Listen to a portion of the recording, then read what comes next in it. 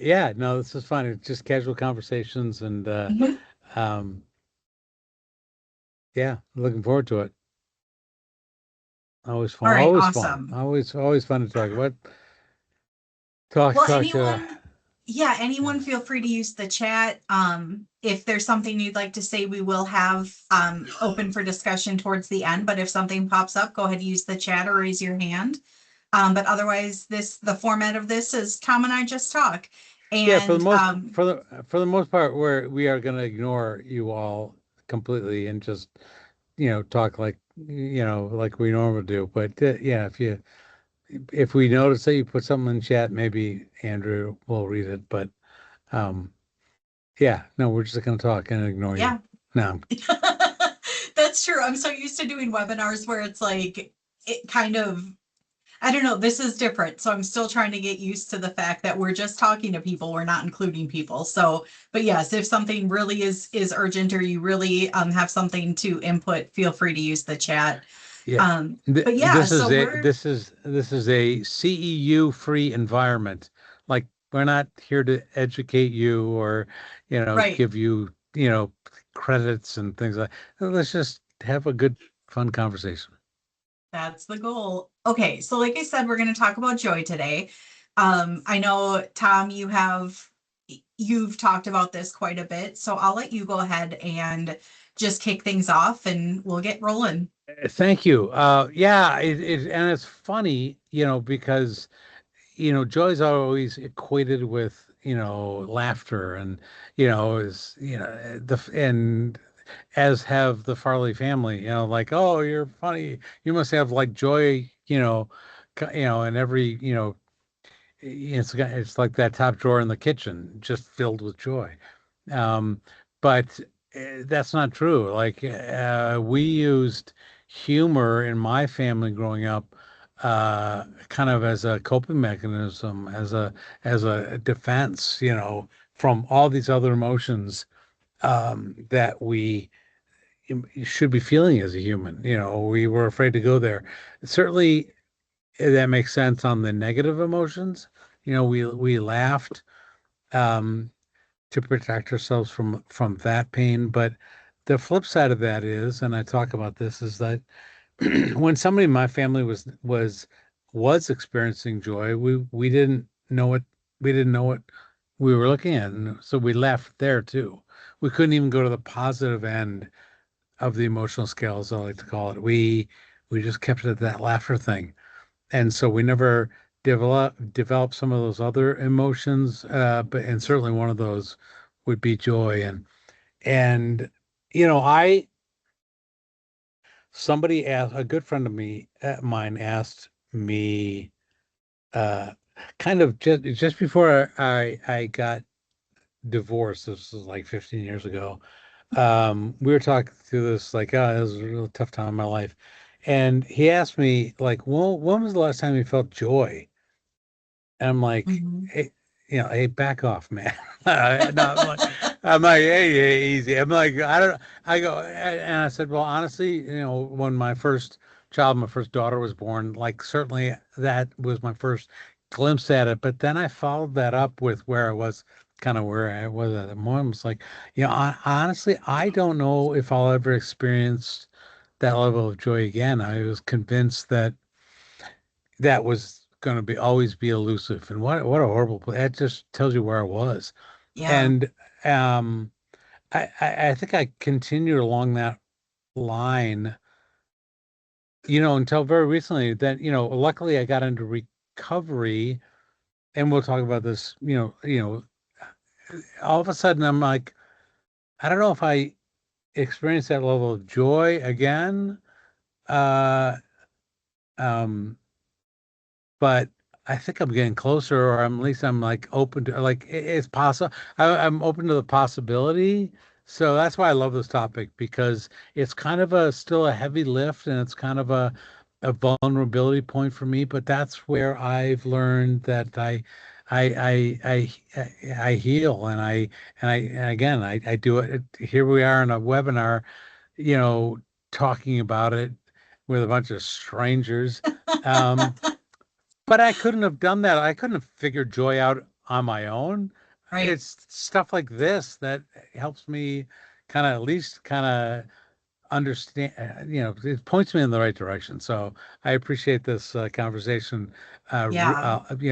more, for that aspect a lot. Not that I'm some expert on joy, because I just admitted that I'm absolutely not. But Well, I for I me, like the topic. Yeah. yeah, for me, I realized joy in my life when do you remember that show on Netflix? I think it was with Marie Kondo where she's like throw out everything that doesn't give you joy. It was like a cleaning show on Netflix, like purging your house of all the things that don't bring you joy. And it really got me thinking, I'm not a cleaner. My house did not take on Yeah. that whole Why would I mentality, but why would I I did watch in a that? way. Yeah, so like I really started to pay attention to the things in my life that actually bring me joy and maybe the things that don't. And from there, it's been a few years and I really look for joy. So this is something maybe I can help you with, Tom, because I love Yeah. seeing joy in things. So like I will. Uh, Yeah, you're a poster child for that. Yeah, that's right. This is a we're two perfect people to talk about this. Yeah. We are, because for me, joy, it takes on the same power as gratitude does. Because Well, if you're we're looking going to for talk those about that. things in your life, yeah, if you're really recognizing, like since we bought this house 25 years ago, all I wanted was a deck, not an extravagant deck, not anything that would be in Better Homes and Gardens, but just a nice deck. And last summer, some friends of ours built it, and we were sitting outside after I got done with work yesterday. And I just felt such joy sitting on my desk in the sunshine, in the breeze. Like it wasn't just happiness, it was such joy. And Yeah. I think that that's good to point out too, is joy is different than happiness. Well, And I like mean, joy I'm supports sure. that long-term mental wellness, but Yep. then humor is like often it's like immediate and accessible. So when you combine the two together, it just seems like there could be a lot of power there. It's funny. It's just listening to you. I'm like, I'll bet you look at that deck like it is in Better Homes and Gardens, like it is in because It's you're the best looking at it. thing. The lens of joy is putting you there, like that. You're seeing Hmm. it through. Joy is giving you that lens to see it that way, and uh, it also uh, you're feeling that way too. Hmm. That's what's happening. It's like it's not just what you're saying. It's like then it's it all comes down to feelings, you It know. does.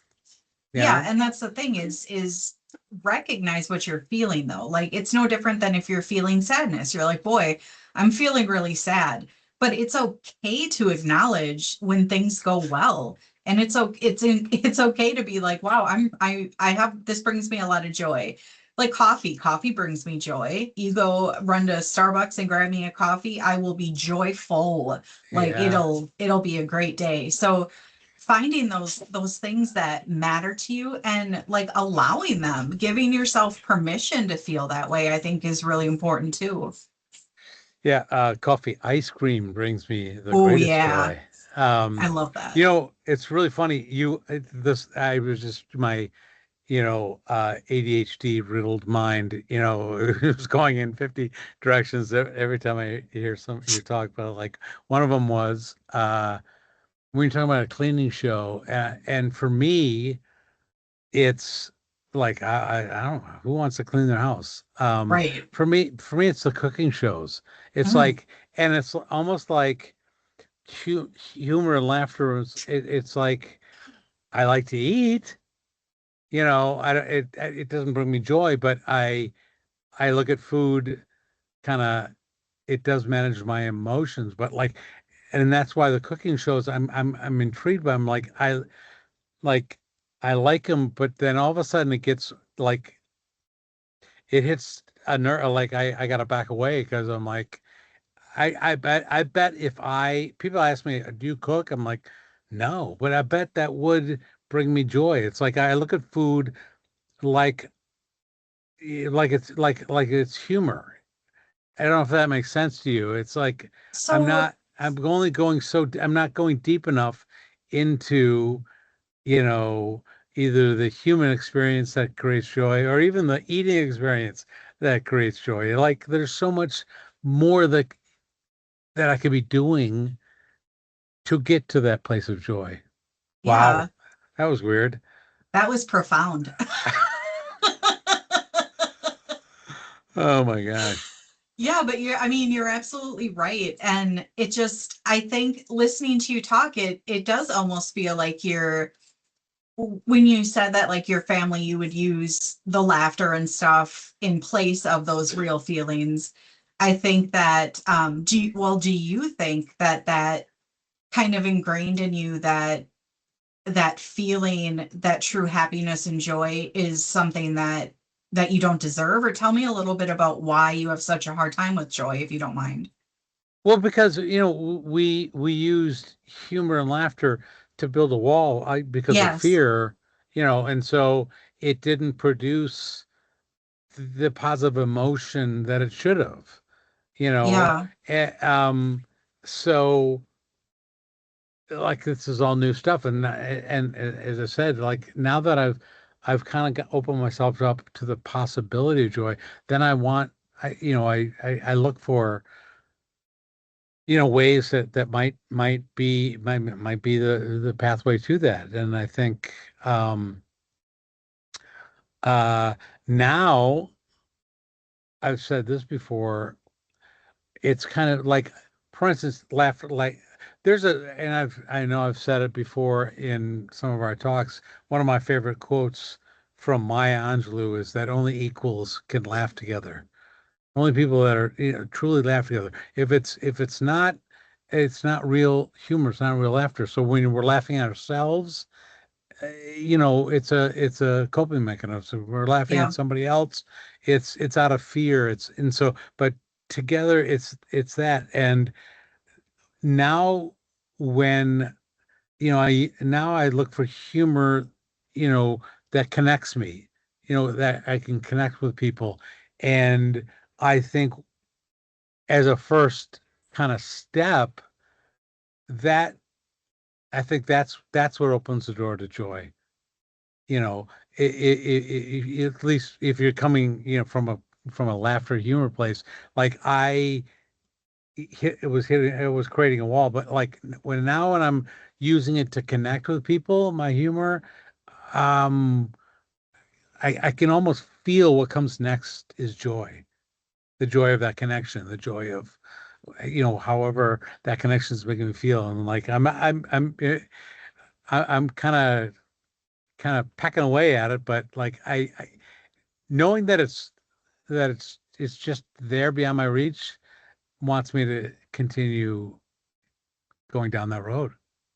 Yeah, and the use of humor, like you're a funny guy, and I feel like when you make me laugh, it makes me feel joyful. So I feel like humor can sometimes be that bridge that then invites people into community, and then Yeah. together you can find joy as well. So when it's hard to find it yourself, having others help you recognize it is also because it builds that connection. Humor builds connection with people. And for me, humor does bring joy.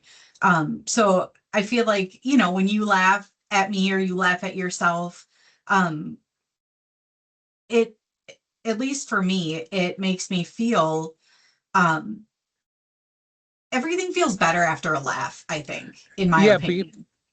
but you know why? Because what do we do after that? Then we talk. Humor is really good to manage some of those initial emotions. Nobody wants to go right into anxiety, right into let's talk about my fears, and a little laughter first, but then what comes next has to then, all right, we're okay. We've taken the temperature down a little bit, but like then you have to still talk about what was behind that. Like we can talk about your anxiety, but then let's talk about your anxiety. I mean, we can laugh about your anxiety, but let's talk about it then. Let's let's get to a place of comfort and trust so that we can have these discussions. In my family, we used it as a wall that, protected us, kept us in a state of isolation and fear and what have you. Um, Well, sometimes humor is a coping tool, though. well, Like that's how it you, was for us. It turned into a yeah, trauma, actually. Yeah. yeah, and it's unfortunate when it goes that way because humor can be a way to kind of you use it kind of to survive and stay connected to yourself, but you don't want to push people away for it. Right. And I think that that's really important to take a look at is why would we push people away using humor, and you've explained why that happens in your family, but I feel like it happens to a lot of people are like I don't want to go there, so you laugh it off or you do a self-deprecating joke or you really try to put yourself into a place of that you have that wall up. Yeah. Yeah. It again, like I love it when this conversation, when you can kind of bring it around to, for me, it's always about connection, and Hmm. like I can have that moment when I'm watching a funny movie and I laugh. That that movie made me laugh, but then it's gone. Even how it made me, it didn't change me, physiologically, how I feel. Like I'm still looking for that next laugh. But when I'm doing that with another person, I do feel differently. When it's a true, genuine, connected kind of laughter and humor, that's, not built on fear, not built, from a place, coming from a place of isolation. It's a place of connection. Like it's different. Again, we can laugh at funny things, uh, and still be completely alone and isolated. And yet we're laughing. That's fine, but it's not sustainable. When you do that with other people from a place of equality and, just like, we accept each other and trust each other and we can laugh together. That's way different. That's way different. And I think that's because it's of its ability, because, what comes next is joy. Hmm. Joy. Yeah, yeah. I never felt joy from watching a funny movie. As a matter of fact, if it was one of my brother Chris's movies, I felt just the opposite. No, I'm kidding. Um, Oh, well, I feel like kind of like you were saying, feeling joy and laughing though, it's not about the constant happiness. It's about that like emotional flexibility and being able um to use it to better your mental health. But it's also, I think, important to point out that it doesn't have to include toxic positivity. Like you do not have to feel joy all the time. Not everything needs to be funny. oh man, And you can that's laugh and struggle at the same time. Like you can feel happiness and something can still be bothering you. You can be really excited about something and really upset about something else. Like it's not one or the other. yeah, They can all exist together. that's a coping mechanism too. That when you talk about that toxic positivity, which I encountered a lot of that during COVID. People trying to just get through, and what I learned again, just from my, just being in recovery, kind of one of the things I think one of the one of the things that really helped me understand joy was when I first understood, um, and practiced gratitude. Yes. I mean, I heard somebody say like joy it has to be it has to involve very intentional actions, and one of those is gratitude. You Yep. know, and the other being a physical activity, movement, as a stress reliever. Like as you kind of move around the world, around your space, it does movement, does work as a stress reliever. But again, that and gratitude, like, man, joy, yeah, those two things really open the doors to joy, as I like to say. Yeah, and I know we've talked a little about gratitude in other episodes, and to me gratitude is key. If I don't notice the things that I should be grateful for, it's almost like I'm not letting myself down, but it's like I'm hurting myself because I'm not Yeah, letting myself feel that emotion. And when I feel joy, it like even like right now I'm looking out the window and it's sunny and there's a nice breeze and it's like, wow, how wonderful. Like I've really trained myself, and it takes practice, it takes therapy, it takes like the work to do it because it is not a natural thing for so many people. It takes practice being able to recognize and yeah, allow that into your life. And like a few small ways, like keep the small wins or the tiny joys, like keep a list. I've done that before where I have written down all of the good things. And really focused on the things that make me happy and then instituting that. So like I have a really black thumb. I don't keep anything alive.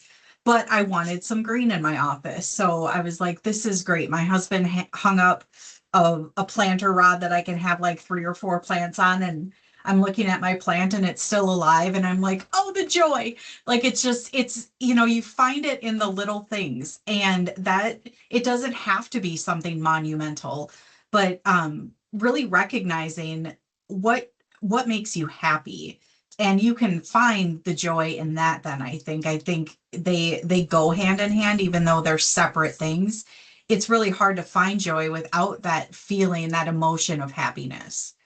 yeah. And as I said, you can't, yeah, it's got to be intentional. You've got to, like, Yes, you can't wait for joy to come to you. right. You've got to like do things, and maybe that action isn't going to produce the joy right then and there, but like you're creating habits. It's that gratitude, and then of course, you know, another intentional action is connection, of course. Yes. you know it's hard to it's hard to truly experience joy, I think, uh in isolation by yourself. I would agree. I would agree. It is it is a lot different when you're experiencing joy with someone else as opposed to finding joy in things on your own. And it's like that shared experience, that connection. You both are feeling this immense amount of joy, of gratitude, of thankfulness. And uh, it is about that connection because you're sharing that really special moment with somebody else. but also, just being in the presence of joy, even somebody else's joy, Yes. like like that is joy, infectious. Is enjoy, like, it's not just sharing my joy. It's like, uh, you know, hearing somebody else's joy can transform you, and that can't come in isolation. You need that connection, and that's another thing. People are probably walking around us all the time, that we could feed off their joy, but we're so focused on our own joy, or everything. It's just, yeah. Start with connection. You know, Yeah, yeah. I have a little bit of a funny story, and it brought me a lot of joy, and it made me laugh. And I was walking into Quick Trip the other day and I had a mental health shirt on. It said like mental health matters or something like that. And I was walking in and all of a sudden somebody's yelling from behind me in a car, "Hey, wait." And I was like, "Oh my gosh, what's going on?" And I turned around and I have a bumper sticker on my car, like a little decal that says, "'Twas the tism, my lord," because I have a little touch of the autism. And I thought it was so funny, and humor makes me That is happy. awesome. I like Yeah. that. So she goes, "I love your bumper sticker." And I was like, "Thank you." And then she saw I had my arms. I was like, "Thank you." And then she saw my shirt. She's like, "I love your shirt." And I was like, "Thank you." And then I mean, we're yelling across the Quick Trip parking lot. And she's like, "I love your glasses too." And I was like, "Girl, You are bringing me such joy right now. Like it I was just just such a magical experience. I wanted to be there. Like just hearing that story, like, oh my gosh, like I'm jealous I wasn't in that parking lot. Yeah, it was Um, so cool because that's something I would yeah, do. I really try to, when I see something that someone's doing or wearing or saying, I really try to let them know that it affected me, that it made me happy, that it brought some connection to my life. It just, so when she did that, I was like, that is totally an Andrea move because I will talk to strangers. Like my parents' stranger danger talk really did not work because I'm yeah. like, I talk to everyone. You're a golden And but it's retriever. like, Yeah, yeah, but it's like that connection. It's the human element. And I feel like it would be really hard to get through a day without having some sort of human connection because human connection makes me happy. absolutely. You know, I'll tell you a little story about my glasses now. So when I got these red glasses, I got them because I need attention. And this, I thought it was socks. I thought it was like fun socks. No, it was the glasses. So I got these and it transformed my life. Like people like every day, like, oh my God, those are great glasses. And I was so unused to that. Like, whoa, that's too much attention. Like, you know, back off. I would come up with like, and I still kind of do every once in a while, but like, yeah, I start with the glasses. Everything else is still a train wreck, but I got this going, or, Baby steps. yeah, it's the only cool thing about me is my glasses, That's a and lie. and then I know I was fishing for more compliments is what I was doing. But one of my daughters finally said to me, "Was like, Dad, would you take the compliment? Like, what do you Yeah. like? Like, I'm so used to that wall and using that humor, like oh, like making something funny about somebody really. I love your glasses, and I didn't. That was uncomfortable for me. But now I'm like, thank you. Like, and just leaving it at that, like, because it, and when I do that, I'm like, wow, I feel differently. Like, because somebody complimented me and I thank them back. I'm like, I walk away with a smile on my face. I Hmm. didn't do that before. I walked away with, that guy was weird. No, I just kidding. Yeah. Um, I walk away because there was a brief moment even that brief moment of connection was like it was changing. It was like it changed my attitude. So now, So, yeah, do you think at that moment then you felt joyful or did you feel happiness or like how did that yeah, it just interaction yeah, make you feel? I don't know. I just pay attention to like, wow, that just changed how I Feel, felt. yeah, how you feel. And so once you start doing that, once that becomes a habit, like, oh, wow, that felt great. That moment felt great. I want to pay attention to those moments when they come my way Hmm. in the future, but I also want to create those too. Like that's Right. a great model. Like that person just like, wouldn't it be great if you could do that for somebody else? And yeah, hopefully the answer is yes. And I've been doing that too. I'm like, oh, I've been telling people like, oh, you look great. You look great. I'm like, I've never done that before in my life. And people look, I did that just this week. I was at a conference, um, and I hadn't seen somebody. It was at a peer recovery conference up in the Kalahari again. Um, Nice. and I'm like, somebody came up to me. I'm like, oh, what? I hadn't seen in a couple of years. I go, you look great. And it was like, wow, compliment from Tom Farley. Like he's never done that before. And like, you know, Yeah, compliments are validating and it they felt do make you great. feel really good. Like one time you and I hopped on a call. It was one of the first times we had met and you just said something like, "Oh wow, you look great." And that made my day because it's just See, such a simple thing, but it made me so happy. And like your glasses make me happy. When I met you at the NAMI Wisconsin conference 3 years ago, you had those. And that was one of the first things that drew me to you because I also use glasses as an accessory. So for me, I was like, look at this guy. Like he's got cool glasses. That's amazing. And it bridged that. It almost made me feel made you feel a little more approachable, which then allowed me to approach you. So our actions and how the things we Yeah. do, they do carry on to people. So if you're walking around miserable and not finding the fun and the happiness and the joy in things, that's going to make the people you're interacting with feel that lower energy. Like it's Yeah. infectious when you're around happy people um that find the peace and the joy in the things happening daily. It also makes you then kind of feel that way. It's like when you're surrounded, it's that like mob mentality, I guess, maybe, where if you're around a whole bunch of people, you're sucked into what they're doing, how they're feeling. So to me, that connection is part of it. When you're doing that human connection, the joy kind of comes with it in a way, if that makes sense. Oh, absolutely. Now, that said, like I'm still chronically single, so the classes haven't worked completely, like in all aspects of my life, but it has helped me connect in ways that Do I we had have never to did work on before. your game, Tom? Do we have to Nah, like no, do I have to be your wingman? oh man, that scares me more than anything. No, I'm sorry I mentioned it. Uh, but if I did need a wingman, yeah, I 100% would you'd have that gig. Oh, Absolutely. I love that.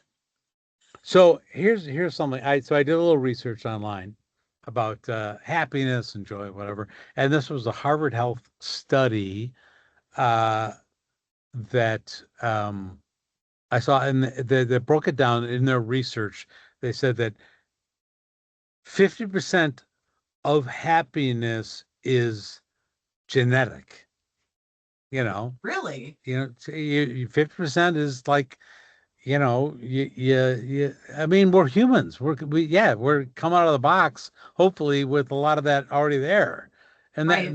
That's the beautiful thing is like you don't have to like you come with that. That's one of the ingredients. And um uh some people, you know, load up from there, and some of you, like I said, like hide it or whatever that but we start with that genetically 50%, and then 10% of happiness depends on circumstances and your environments.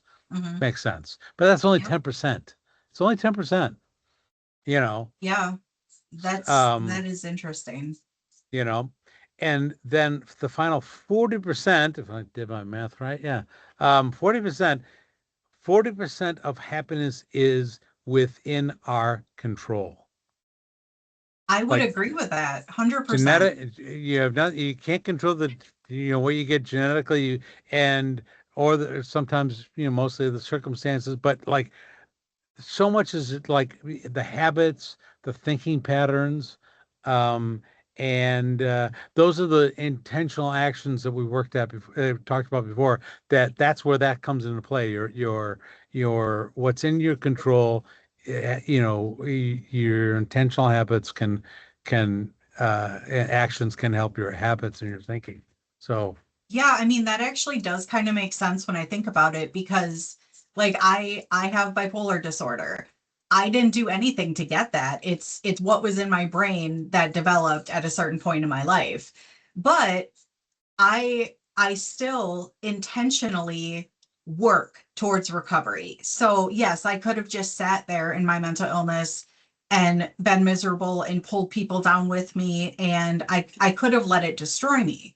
But to- I didn't want that for myself and that's not what I saw for my life. So then you start taking the steps and you do the hard work and I've allowed myself the ability to recognize that even though I'm dealing with this really hard thing, there's also all of these really good things. And if I focus more on the good things than what I've lost or what's going to happen or waiting for the other shoe to drop with another episode happening or something like that, taking those moments instead of worrying about what I can't control and turning it into things that make me happy that I can control, I think is an important distinction to make because yes, we're dealt with some things that we have no control over, yeah, but ultimately we have control over yeah. ourselves and our I, actions, you know? Yeah, Yeah, but actually, like, what you just said is like, any, talk about any mental illness, like a lot of the myths out there, like any mental illness and happiness are not mutually exclusive. Right.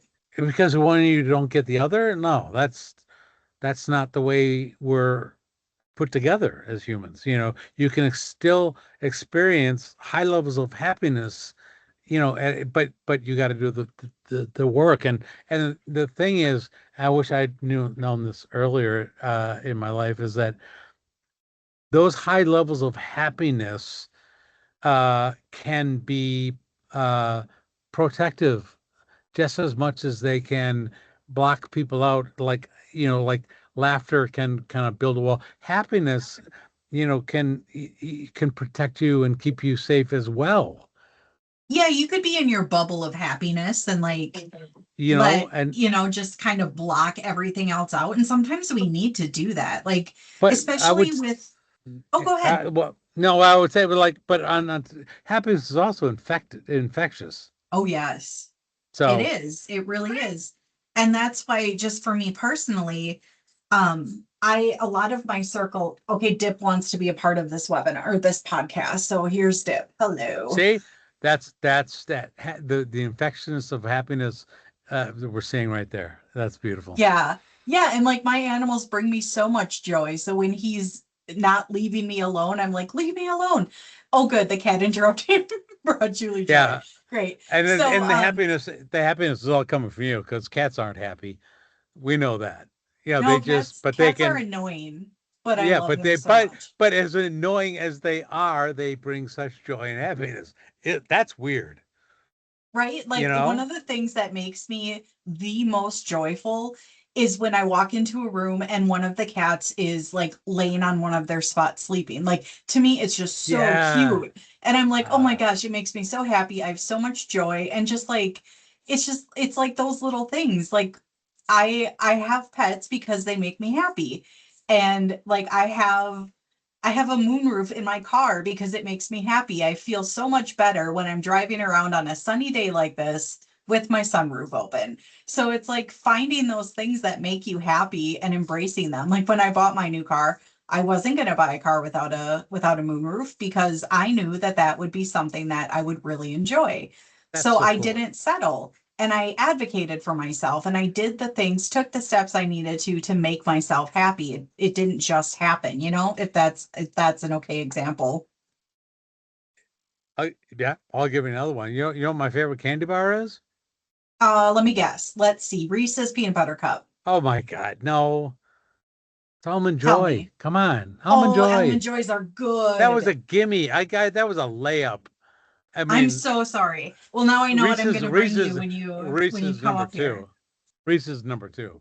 But Is it? Okay. I'll 100%. But like Almond Joy, I'm like, I was focused on the almond, not the joy for all these years. Like, all right, I'm gonna start carrying around, like when you go to Mounts pet food stores, I used to love going there because they give me a Mounts. I love that. You Yeah, probably you and probably it's don't just have. it's little. It made you happy. It made you feel joyful. Like when I was little, my grandma had a cottage up in Tomahawk and my parents must have really loved summer because all my brother and I wanted to do was be up at the cottage with my relatives. And my parents got all this time without us. I was like, how does that work? They must have felt such joy. But so like we'd be up there and every time it was like always the thing. My grandma would take us to the Ben Franklin and we'd be able to pick out something. And we're talking like little 5, 6, 7, 8-year-old Andrea. And that was when jelly shoes were a thing. Do you remember those slip on? Okay. So if I could find a pair of jelly shoes now to wear, my life would never be more joyful. Because So you can every it time, connects you yeah, to that joy. Yeah, 100%. yeah, All right. This is weird. When I lived on the East Coast, people thought I was so weird because like every time I'd be in like on some highway and I would smell somebody had a skunk. I would smell a skunk and I'm like, God, I love that smell. It's like, what? And because it connected me to the North Woods of Wisconsin, connected me to like there was always somebody hitting a skunk up on, Yeah. up Smell is one of the most powerful things. and it Like, brought me back to Minocqua. Yeah, yeah. absolutely. That's awesome. Like the lilacs are just starting to bloom. And when I start to smell them every single year, like clockwork, it takes me back to when we found out that we were pregnant with Alindria, because we found out at the beginning of May and all the lilacs were in bloom. And it's like I still smell that smell, Wow. and it takes me right back to that exact moment. And See, those are all very intentional things that I love yes, that like and if we just made a practice of that, we do that because it helps us connect us to a place or a person. But if we did that all around these little the practice intentional practices of where what makes me happy, and that's what comes next is joy. But you gotta make it, you know you got to practice it. You got to do it. right. Like For find everything. things that make you squeal with joy, like things that make you go like you get so excited, because if you allow yourself to have to like you deserve that feeling. You deserve to have that like immense rush of pure happiness and all of it. Like we all deserve that. Totally. And if you can find those things that really allow you to experience that feeling, like give yourself the permission to do that, Oh because yeah. yeah, because we there is so much joy. We I feel like any person at any moment could find something that brings them joy. And if they don't, that's a really good indication that they're not necessarily in such a great spot. And then maybe it's time to Well, offer some support. it also means that they're probably in isolation. That's true. Yeah, it's That going is back to that true. connection thing. It's like if you feel I then that because that's how I learned myself. It's like, why am I not experiencing joy? Why do I think I'm never going to find joy again? And the answer was clear. It was like, because you're in I know, because you're in isolation, and it was the connection and the recovery that got me out of it. It was recovery that got me out, but it doesn't have to be that. It's just whatever, teaches you uh connection, like find it, cling to it, because all these things are what follow. Yeah, absolutely. Absolutely. Any final thoughts before we open it up if anyone wants discussion? Um, no, I would just say, like, I've just noticed, I haven't heard it yet, but just on our platform, recovery.com, and not to be a commercial, but my colleague Riley Whalen, back in January, we were talking about dry January, and Riley happened to come out with this podcast on this journal on her experiences of dry January. It's some really good content from that. And I noticed today, just before I logged on, I saw my email popped up, and Riley Whalen on our site, recovery.com journal, just posted a new video on going from daily drinking to 12-step recovery and joyful sobriety. Now it's sobriety themed 12-step, but what yeah, but you're talking about that finding joy, going from this horrible place to like now I have joy back in my life. And again, I know what she's talking about because I I found that on my journey as well. So I'm excited. I can't wait to hear what she has to say on the subject. But It was so nice meeting her at the NAMI Wisconsin conference. oh, that's right. That I went to I her was so excited. presentation. Yeah, met her, Yeah. Terry. Yeah, Terry actually mentioned me being on her podcast. So She said, I just saw her walk by. Yeah, she said, I said, did you guys meet my friend Andrew? She's like, oh yeah, I want her on my podcast. I'm like, oh, that's perfect. yeah, so it was really great making that connection. But yeah, I watched some of Riley's videos, and even though it's like heavy subject content, watching her journey with Yeah, sobriety made me feel yeah, joyful because I was happy yeah. for her. I felt that she was Yep. living the life that she was always meant to live without the things that were harming her. And I think that that goes for anyone in recovery, whether it be substance use or mental health or anything else that you might be recovering from. And it just it's that connection. I felt an instant connection with her when she was talking because I related to a lot of it.